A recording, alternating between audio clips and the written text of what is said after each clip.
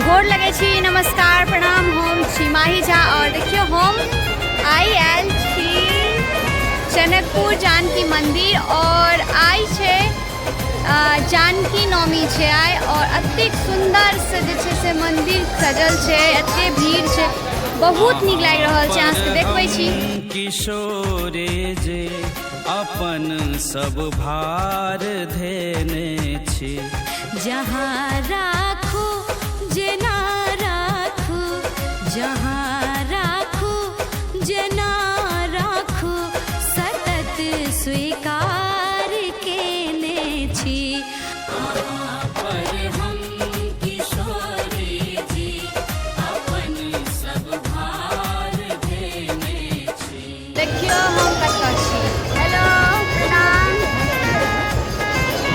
बड़ गर्मी लागि रहल छै, बहुत गर्मी छै, बहुत बेसी गर्मी छै और एते भीड़ छै, बहुत बेसी भीड़ छै। आइ मतलब कि जानकी नवमी छै ताहि दुआरे और बहुत शुभ अवसर पर, नीक अवसर पर हमसब एलहुँ हँ। देखियौ हमसब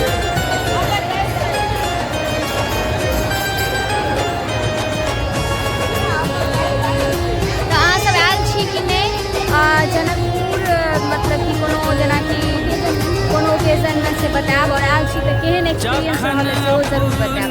के नैहर में जन्म थिक है हमर बहिनी, जखन अपने के नैहर में जन्म थिक हे हमर बहिनी, जन्म थिक हे हमर बहिनी।